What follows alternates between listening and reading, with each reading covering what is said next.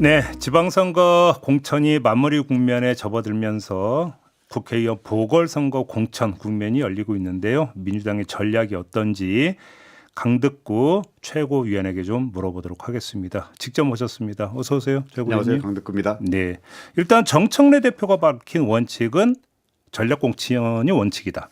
그 다음에 전 지역에 공천을 한다. 이게 이제 원칙이라고 밝혔는데 그냥 이렇게 이해를 해도 되는 거죠. 우리 정청래 대표가 두 번이나 그런 얘기를 공식적으로 했습니다. 그렇기 때문에 기본적으로 민주당은 당 대표 중심으로 선거를 치른다라는 이 입장에서 원칙으로 보셔도 됩니다. 그러면 예를 들어서 조국 대표가 이제 어딘가는 나올 거 아닙니까? 예. 그럼 그것도 민주당 후보를 낸다. 이렇게 이해를 하면 되는 거고. 현재 당 대표의 메시지는 예. 그렇습니다. 그런데 큰 틀에서 그 원칙을 지키면서 네. 앞으로 전국 방향이라든지 예. 그리고 이번 지방선거 미니 총선급의 보궐선거 승리라는 관점에서 고민을 하고 있다라고 저는 봅니다. 지방선거 승리의 관점에서. 그러면 예를 들어서 일단 민주당 후보도 내지만 그 지역구의 상황에 따라서는 마지막 단계에서 후보 단위라도 한번 뭐 검토를 해볼 수 있다. 혹시 이런 여지는 있는 겁니까? 어떻게 되는 겁니까? 저는 현재로는 여지가 없다라고 생각합니다. 현재로는. 왜냐하면 당 대표가 예. 공식적으로 전 지역의 민주당 후보를 공천한다라는 그렇죠. 이 원칙을 얘기했기 때문에 그렇죠. 그러나 어쨌거나 마지막까지 정무적 고민은 동시에 뭐 할 수도 있다라는 게 제 생각이지만 저도 기본적으로 전 지역에 민주당 후보를 내야 된다라는 게 제 개인적인 입장이고 소신입니다. 네. 그 김영진 의원이 지난주에 저희 인터뷰에서 그래도 연대와 통합 취지에 맞게 민주당이 일정 부분 양보도 필요하다 이런 그 개인 의견을 밝힌 바는 있는데 근데 지도부는 이제 그런 생각은 없는 거다 이렇게 이해를 하면 되는 거고요. 근데 김영진 의원이 제가 알기에는 인재영입 부위원장으로 맞아요. 알고 있습니다. 맞아요. 인재영입 부위원장으로서 그런 메시지를 낸 건지 네. 아니면 개인 김영진 의원 입장에서 그런 메시지를 낸 그 것인지 둘의 차이가 있을까요? 차이가 있죠. 어떤 점에서? 어쨌거나 인재영입이라는 부분은 당 지도부, 당 대표와 논의 속에서 메시지를 내는 게 맞다라고 생각을 하고요. 아, 그렇죠. 그리고 그렇죠. 개인 입장에서는 뭐 자유롭게 낼 수 있죠. 그렇기 때문에 정무적 판단 속에서 어느 입장에서 그렇게 인재영입 부위원장을 강조를 하셨습니다. 그래요? 그러면 인재영입 위원장이 부위원장. 정청래 대표잖아요. 그렇죠. 그렇기 때문에 위원장이. 뭐 그런 부분 속에서 메시지를 낸 부분도 있지만 기본적인 입장은 우리는 전 지역에 후보를 낸다라는 게 대표의 공식적인 입장이고요. 네. 저도 개인적으로 그 입장 존중한다. 이게 오늘 뭐 제 생각을 알겠습니다. 정리해서 말씀드릴 수 있습니다. 그럼 이제 몇몇 지역구에 대한 어떤 그 궁금증을 좀 풀기 위해서 좀 질문을 드리겠는데 일단 그 경기도 안산갑이 있잖아요. 안산갑이요. 김남국 전 청와대 대변인, 그다음에 김용 전 어떤 그 경기도 이제 대변인, 그다음에 전해철 전 의원 등등이 지금 출마 의사를 밝히고 있지 않습니까? 출마 선언도 한 적이 있고 어떻게 교통 정리가 가능할까요? 저는 세 분 다 뭐 소중한 분이라고 생각합니다만 제일 중요한 원칙은 이재명 정부의 성공 그리고 지금 민주당이 해야 될 여러 가지 현안들에 대한 공유 이 속에서 나름대로 당 지도부가 네. 또 전략공관위가 정무적 판단을 하지 않을까라고 생각합니다. 그러면 예를 들어서 김용 전 대변인 같은 경우는 그 이제 사법 문제가 아직 해결이 안 된 상태잖아요. 그러면 전략 공천할 때 이게 고려 요소가 될 수 있는 겁니까? 저는 나름대로 뭐 고려할 요소는 되지만 예. 그게 가장 중요한 부분은 아니라고 생각합니다. 제가 알기에는 어저께 김용 부원장이 기자회견을 통해서 이 부분에 대한 입장을 밝혔잖아요. 그런데 출마하고 싶다고 했죠. 예, 출마하고 싶다고 솔직하게 얘기했고요. 예. 그리고 이건 극복할 수 있는 문제다. 극복해야 된다라고 얘기를 했습니다. 저는 이 부분에 대해서 김용 부원장 입장을 공감하고 동의하는 사람입니다. 그렇기 때문에 그러세요? 예, 그렇습니다. 그러니까 그 사법 문제는 그렇게 큰 고려 요소가 안 된다. 적어도 지금 상황에서 그리고 그동안 사법부와 예. 정치 검찰이 해왔던 행태에 대해서 저는 김용 부원장이 갖고 있는 상징성이 있잖아요. 오히려 그런 부분은 나름 우리에게는 우리가 좀 벗어 나게 해야 될 그런 또 나름대로 부채 의식도 저는 있습니다. 아, 부채 의식도 좀 있다. 그럼요, 예. 그래요? 그러면 이재명 정부의 성공이라고 하는 관점, 예. 거기에 기여하고 도움이 된다라는 차원에서 본다면, 그러면 세 분 다 비슷하다고 봐야 되는 겁니까? 차이가 있다고 봐야 되는 겁니까? 그거를 제가 직접 하기는 좀 그렇습니다만, 좀 민감하시죠? 당원들과 시민들은 알고 있을 겁니다. 누가 이재명이라는 정치인과 처음부터 끝까지 함께했고, 그리고 이재명 정부의 국정 철학을 공유하고, 네. 그리고 큰 틀에서 이재명 정부의 성공을 위해서 모든 걸 던질 수 있는 사람이 누구인지 이거는 뭐 우리 당 당원들이나 그리고 큰 틀에서 네. 시민들이 다 판단 이미 하셨을 거라고 생각합니다. 지금 의원님이 말씀하신 그 기준대로라면 솔직히 얘기해서 이제 전해철 전 의원은 좀 아닌 것 같고. 그것은 제가 아니 이건 제 해석입니다. 제 해석. 근데 그러니까 김남국, 김용 두 분을 놓고 보면 그 조금 전에 의원님이 제시한 그 기준에 따르면 비슷비슷하다고도 볼 수 있을 것 같은데. 두 분 다 나름 최선을 다해서 이재명이라는 정치인과 함께 했고요. 그리고 함께 할 분들이고요. 그리고 이재명 정부의 성공을 위해서 네. 누구보다 열심히 뛸 분들이고 국정 철학에 대한 이해도가 누구보다도 높은 분들이죠. 그래요. 알겠습니다. 송영길 전 대표 있잖아요. 예. 지금 보도를 기준으로 하면은 인천이 아니라 호남 쪽 출마를 이제 당에서 권유를 하는데 이제 본인이 그거를 지금 마땅치 않아 한다. 이런 요지의 보도가 나오고 있는데 맞습니까? 저는 송영길 전 대표와 개인적으로 무지 가까운 사이입니다. 사적으로. 근데 송영길 대표께서 최근의 메시지 그리고 그분의 마음은 늘 첫 번째 원칙이 선당후사입니다. 어느 지역을 가든 이번 지방선거에 도움이 되면 네. 그리고 보궐선거에 도움이 되면 예. 그리고 큰 틀에서 이재명 정부의 나름대로 역할을 할 수 있다면 당의 입장을 그 속에서 최대한 함께 하겠다. 당의 입장 존중하겠다. 이런 입장입니다. 그런데 정무적으로 좀 판단을 해야 되겠지만 네.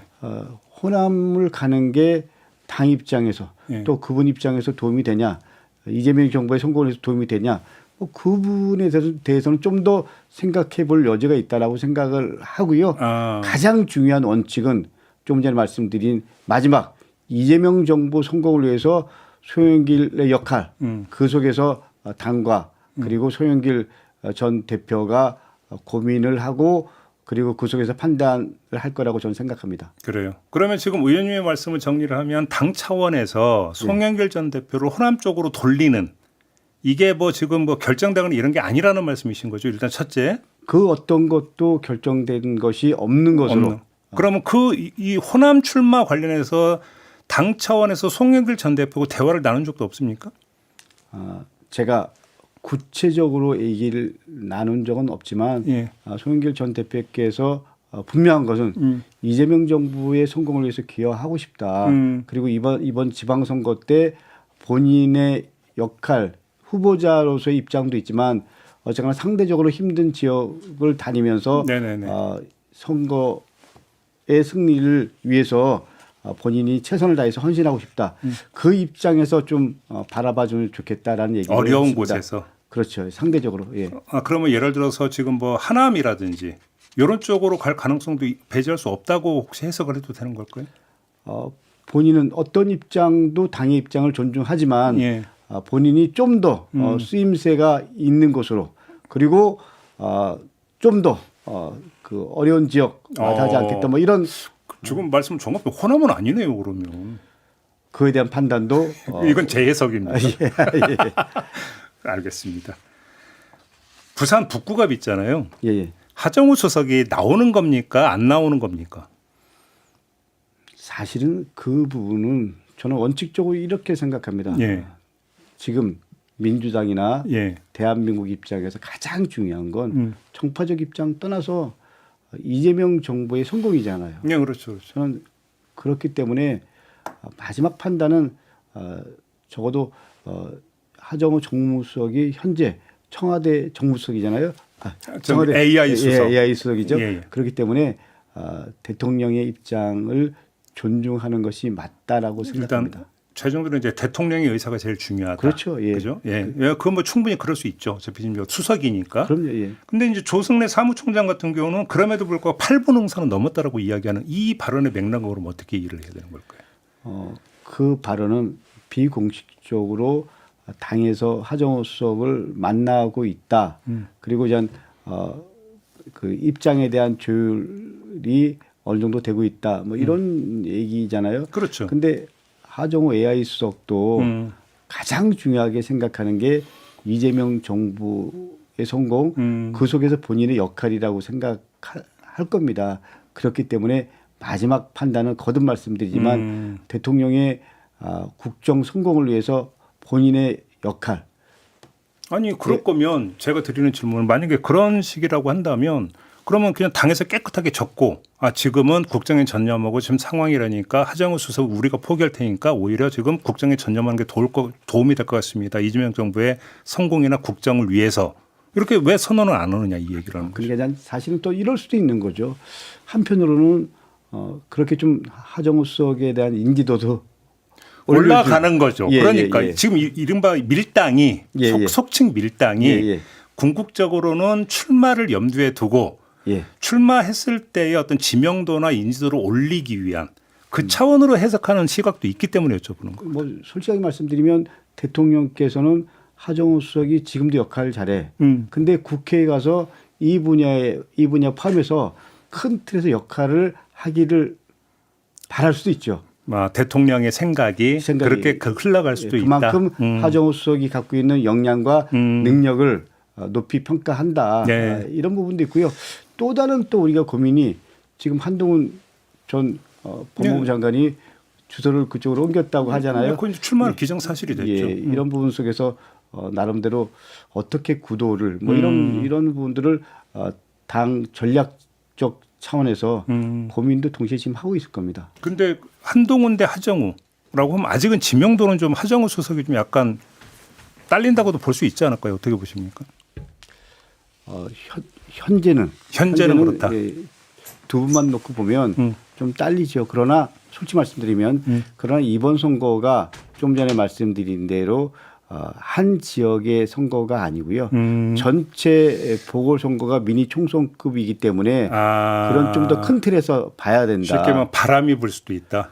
그럼요. 이미 전 바람은 여론 지표상으로 불기 시작했잖아요. 예, 그렇기 때문에 저는 개인을 넘어선 전체 구도, 전체 진영의 예, 선거로 봐야 된다라는 게 제 기본적인 보궐선거도 입장입니다. 그렇게 흘러갈 그럼요. 거다. 예, 이렇게 이미 보시면. 그렇게 갔다라는 게 제 알겠습니다. 입장입니다. 근데 지금 그 하정우 수석 이야기되고 있고 김남국 전 대변인 출마해서 밝혔고 전은수 현 대변인도 출마 이야기가 나오고 있고 예, 예. 청와대 출신 인사들의 이야기가 계속 나오는 이 현상은 어떻게 이해를 해야 될까요?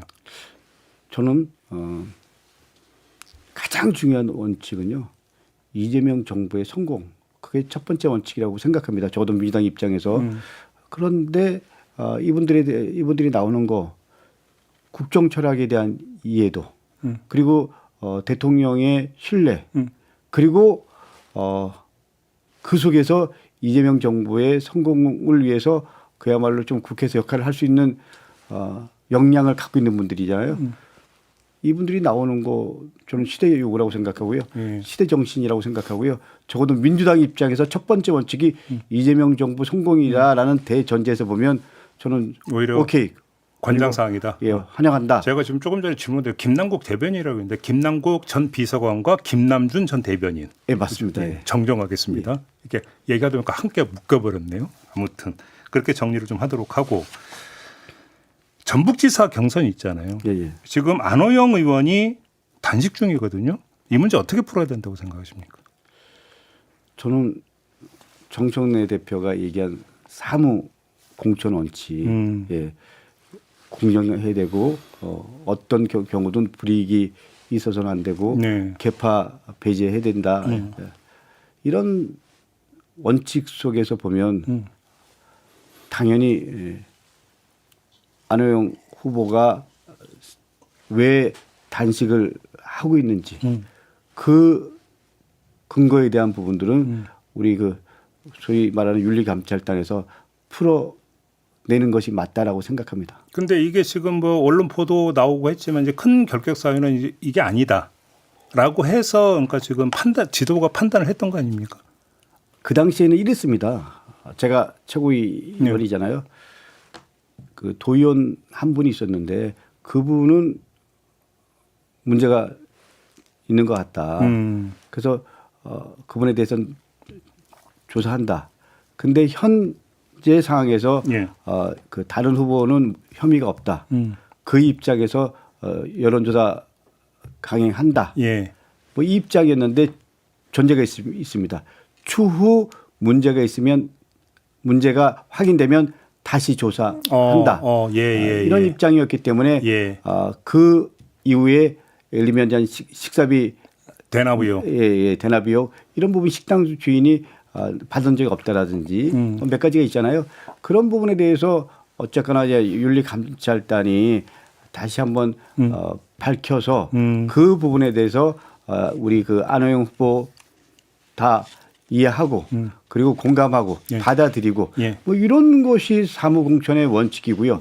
이것이 공정한 경선이어야 한다라는 우리 정청래 대표 입장이나 우리 당 당원들의 모두의 입장이기 때문에 당연히 저는 그런 부분에 대해서는 해소가 되어야 된다라는 게 아직은 해소가 완전히 된 건 아니다. 그렇기 때문에 저렇게 단식하고 그리고 우리 안호영 후보를 지지하는 분들이 매일 나와서 안호영 후보와 함께하고 있는 거잖아요. 알겠습니다. 오늘 말씀은 좀 여기까지 들어야 될 것 같습니다. 나중에 좀 다시 한번 모시고 좀 더 자세한 얘기 나누도록 하겠습니다. 고맙습니다. 감사합니다. 네, 강덕구 민주당 최고위원과 함께했습니다.